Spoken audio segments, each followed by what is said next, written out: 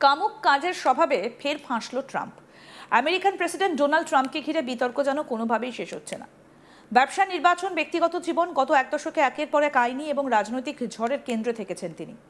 এবার ফের আদালতের রায়ের জেরে অস্বস্তিতে ট্রাম্প। দীর্ঘ আইনি লড়াইয়ের পর লেখিকা ইজিন ক্যারল ট্রাম্পের কাছ থেকে $56 লক্ষ বেশি ক্ষতিপূরণ পেয়েছেন।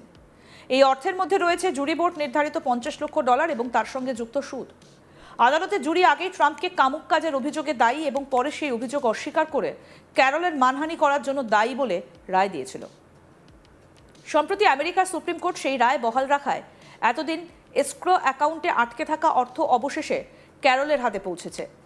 ঘটনাটা নিছক একটা দেওয়ানি মামলার নিষ্পত্তি নয়, বরং এটা এমন একটা মামলার পরিণতি যা বহু বছর ধরে আমেরিকার রাজনীতিতে আলোচনার কেন্দ্রবিন্দু হয়ে রয়েছে। বিশ্বের সবথেকে শক্তিশালী দেশের প্রেসিডেন্টের বিরুদ্ধে একজন নারী যে অভিযোগ তুলেছিলেন, সেই অভিযোগ আদালতে গুরুত্ব পেয়েছে। জুরি তার বক্তব্যকে বিশ্বাসযোগ্য বলে মনে করেছে এবং শেষ পর্যন্ত ক্ষতিপূরণও আদায় হয়েছে।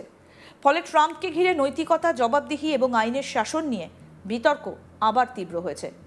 আদালতের নথি অনুযায়ী সুপ্রিম কোর্ট জুরি বোর্ডের রায় বহাল রাখার পর বিচারক এতদিন এসক্রো অ্যাকাউন্টে রাখা অর্থ মুক্ত করার নির্দেশ দেন। সোমবার সেই অর্থ ক্যারলের হাতে পৌঁছে যায়। ক্যারলের আইনজীবী রবার্টা ক্যাপলান জানান, বহু প্রতীক্ষিত এই ক্ষতিপূরণ অবশেষে তার মক্কেল পেয়েছেন। পরে ক্যারল নিজেও সামাজিক মাধ্যমে একটা ছোট বার্তা লিখে জানান, দ্য ইগল হ্যাজ ল্যান্ডেড, অর্থাৎ বহু বছরের আইনি লড়াইয়ের একটা গুরুত্বপূর্ণ অধ্যায় শেষ হয়েছে। তবে ট্রাম্পের আইনি লড়াই এখনও থামেনি। তার আইনজীবীরা নতুন করে আপিল করেছেন এবং এই অর্থ প্রদান আটকে দেবার চেষ্টা করেছেন, যদিও আদালত সেই আবেদন খারিজ করে দেন। ক্যারলের আইনজীবীরা আদালতকে জানিয়েছেন এই অর্থ তিনি নিজের অবসরকালীন তহবিলে জমা রাখার পরিকল্পনা করেছেন। এই মামলার সূত্রপাত প্রায় 3 দশক আগের একটা অভিযোগকে কেন্দ্র করে। ইজিন ক্যারল, যিনি আমেরিকায় পরিচিত লেখিকা এবং দীর্ঘদিনের পরামর্শদাতা কলামিস্ট, দাবি করেন যে 1996 সালে নিউ ইয়র্কের একটা বিলাসবহুল ডিপার্টমেন্টাল স্টোরের ট্রায়াল রুমে ট্রাম্প তার সঙ্গে জোর করে অসৎ আচরণ করেন। বহু বছর ধরে তিনি ঘটনাটা প্রকাশ্যে আনেননি। পরে 2019 সালে নিজের শ্রুতিকথায় প্রথমবার সেই অভিজ্ঞতার কথা লেখেন। বই প্রকাশের পর গোটা আমেরিকায় তুমুল বিতর্ক শুরু হয়। ক্যারলের অভিযোগ সামনে আসতেই ট্রাম্প তা সরাসরি অস্বীকার করেন। তিনি বলেন, ক্যারল সম্পূর্ণ মিথ্যে বলছেন। শুধু তাই নয়, তার বহুল আলোচিত মন্তব্য ছিল, তিনি আমার পছন্দের মানুষই নন। ট্রাম্প আরও দাবি করেন, তিনি প্রায় ক্যারলকে চিনতেনই না। এমনকি 1987 সালের একটা অনুষ্ঠানে দুজনের একসঙ্গে তোলা ছবি সামনে আসার পরও ট্রাম্প সেটাকে গুরুত্ব দিতে চাননি। তার বক্তব্য ছিল, কোনো সামাজিক অনুষ্ঠানে পাশাপাশি দাঁড়িয়ে ছবি তোলার অর্থ এই নয় যে তিনি ওই ব্যক্তিকে ঘনিষ্ঠভাবে চিনতেন। ট্রাম্প আরও অভিযোগ করেন, ক্যারল রাজনৈতিক উদ্দেশ্যে তাকে টার্গেট করেছেন। তার দাবি ছিল নিজের বই বিক্রি বাড়ানো এবং রাজনৈতিকভাবে তাকে আক্রমণ করার জন্যই এই অভিযোগ আনা হয়েছে, কিন্তু আদালতের জুরি সেই যুক্তি গ্রহণ করেনি। মামলার শুনানিতে ক্যারল আদালতে উপস্থিত হয়ে নিজের অভিজ্ঞতার বিস্তারিত বর্ণনা দেন। তার বক্তব্য অনুযায়ী প্রথমে বন্ধুত্বপূর্ণ আলাপচারিতা হলেও পরে পরিস্থিতি আচমকা বদলে যায় এবং ট্রাম্প তার সঙ্গে জোরপূর্বক অসদাচরণ করেন। অন্যদিকে ট্রাম্প নিজে এই মামলার বিচার পর্বে আদালতে হাজির হননি। তার হয়ে আইনজীবীরাই সমস্ত সওয়াল জবাব করেন। অনেকেই প্রশ্ন তুলেছিলেন, 1996 সালের একটা ঘটনার মামলা এত বছর পরে কিভাবে আদালতে এলো। এর উত্তর রয়েছে নিউ ইয়র্কের আইনের পরিবর্তনে। যৌন হেনস্থা বা কামুক আচরণের শিকার ব্যক্তিদের জন্য নিউ ইয়র্কে বিশেষ একটা আইনি সুযোগ তৈরি করা হয়েছিল, যাতে বহু পুরনো ঘটনার ক্ষেত্রেও নির্দিষ্ট সময়ের মধ্যে মামলা দায়ের করা যায়। সেই আইনি সুযোগের ভিত্তিতে ক্যারল আদালতের দ্বারস্থ হন। জুরি বোর্ড দীর্ঘ শুনানির পর সিদ্ধান্তে পৌঁছয় যে ক্যারলের বক্তব্য বিশ্বাসযোগ্য। আদালত ট্রাম্পকে কামুক কাজের অভিযোগে দায়ী বলে রায় দেয়, পাশাপাশি অভিযোগ প্রকাশ্যে অস্বীকার করে এবং ক্যারলকে অপমানজনক মন্তব্য করে তার মানহানি করার অভিযোগও প্রতিষ্ঠিত হয়। সেই কারণে ট্রাম্পকে $50 লক্ষ ক্ষতিপূরণ দেবার নির্দেশ দেওয়া হয়েছিল।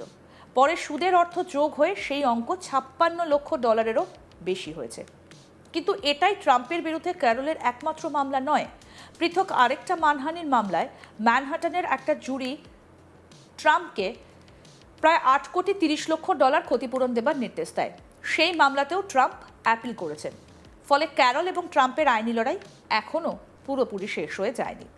আসলে ট্রাম্পের রাজনৈতিক জীবনে এই ধরনের বিতর্ক নতুন নয়। তার বিরুদ্ধে বহুবার নারীদের নিয়ে আপত্তিকর আচরণ, অবমাননাকর মন্তব্য, ব্যক্তিগত সম্পর্ক সংক্রান্ত অভিযোগ উঠেছে। প্রতিবারই ট্রাম্প সব অভিযোগ অস্বীকার করেছেন এবং দাবি করেছেন তার বিরুদ্ধে রাজনৈতিক প্রতিহিংসা চরিতার্থ করার চেষ্টা চলছে। কিন্তু সমালোচকদের মতে বারবার একই ধরনের অভিযোগ সামনে আসা নিছক কাকতালীয় নয়। এই বিতর্কের মধ্যে সামনে আসে আরেকটা বহুল আলোচিত মামলা, স্টর্মি ড্যানিয়েলসকে ঘিরে তথাকথিত হ্যাশ মানি মামলা।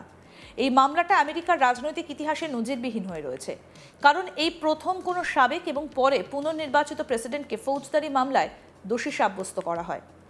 ঘটনার সূত্রপাত 2016 সালের প্রেসিডেন্ট নির্বাচনের ঠিক আগে। অভিযোগ, প্রাপ্তবয়স্ক চলচ্চিত্র অভিনেত্রী স্টর্মি ড্যানিয়েলসের সঙ্গে অতীতের একটা সম্পর্ক নিয়ে মুখ বন্ধ রাখতে ট্রাম্পের তৎকালীন আইনজীবী মাইকেল কোহেন $1,30,000 দেন।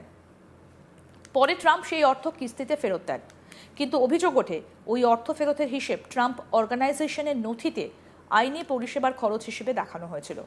প্রসিকিউশনের দাবি ছিল এটা ছিল ব্যবসায়িক নথি জাল করার পরিকল্পিত প্রচেষ্টা, যার উদ্দেশ্য ছিল নির্বাচনের আগে ভোটারদের কাছ থেকে গুরুত্বপূর্ণ তথ্য গোপন রাখা।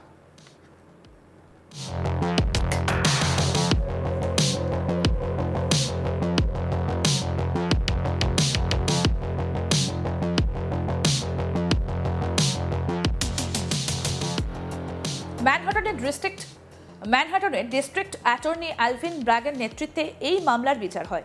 2024 সালে জুরি ট্রাম্পকে 34টা ফৌজদারি অভিযোগে দোষী সাব্যস্ত করে। আমেরিকার ইতিহাসে এমন ঘটনা আগে কখনো ঘটেনি। একজন সাবেক প্রেসিডেন্ট এবং পরবর্তী নির্বাচনে জয়ী রাজনৈতিক নেতাকে আদালত দোষী ঘোষণা করল। এই ঘটনাই গোটা বিশ্বে আলোচনার বিষয় হয়ে ওঠে। তবে দোষী সাব্যস্ত হলো ট্রাম্পকে জেলে যেতে হয়নি। 2025 সালের জানুয়ারিতে বিচারক হুয়ান মার্চান তাকে আনকন্ডিশনাল ডিসচার্জ দেন, অর্থাৎ দোষী সাব্যস্ত হবার রেকর্ড বহাল থাকলেও তার বিরুদ্ধে জেল, জরিমানা বা প্রবেশন কোনো শাস্তিই কার্যকর করা হয়নি। আদালতে যুক্তি ছিল দায়িত্বে থাকা প্রেসিডেন্টের সাংবিধানিক দায়িত্ব পালনের সঙ্গে এমন শাস্তির সংঘাত তৈরি হতে পারে, ফলে আইনি দৃষ্টিতে তিনি দোষী হলেও কার্যত কোনো শাস্তি ভোগ করতে হয়নি। এই সিদ্ধান্ত নিয়েও আমেরিকায় তীব্র বিতর্ক শুরু হয়। সমালোচকদের প্রশ্ন ছিল, সাধারণ কোনো নাগরিক হলে কি একই ধরনের রায় পেতেন? ক্ষমতার শীর্ষে থাকা একজন ব্যক্তি কি বাস্তবে আইনের কঠোর শাস্তি এড়িয়ে গেলেন? আবার ট্রাম্পের সমর্থকদের দাবি ছিল গোটা মামলাই রাজনৈতিক উদ্দেশ্য প্রণোদিত এবং বিরোধীরা আদালতকে ব্যবহার করে তাকে হেনস্থা করতে চেয়েছে। ট্রাম্পকে ঘিরে একের পর এক মামলার দিকে তাকালে একটা বিষয় স্পষ্ট হয়, কখনো নারীদের নিয়ে অভিযোগ, কখনো অর্থ লেনদেন গোপন রাখার অভিযোগ, কখনো ব্যবসায়িক নথি জাল করার অভিযোগ। প্রায় প্রতিটা বিতর্কই তার ব্যক্তিগত আচরণ এবং জনজীবনের বিশ্বাসযোগ্যতাকে প্রশ্নের মুখে দাঁড় করিয়েছে। যদিও ট্রাম্প বরাবরই নিজেকে নির্দোষ বলে দাবি করেছেন এবং সব মামলাকেই রাজনৈতিক ষড়যন্ত্র বলে অভিহিত করেছেন, তবু আদালতের একের পর এক রায় তার বিরুদ্ধে জনমতের বিতর্ককে আরও উস্কে দিয়েছে। এই ঘটনাগুলো শুধু ট্রাম্পকে নয়, আমেরিকার বিচার ব্যবস্থাকেও কঠিন পরীক্ষার মুখে দাঁড় করিয়েছে। আরও আপডেট পেতে দেখতে থাকুন আজ তাক বাংলা, সাবস্ক্রাইব করুন।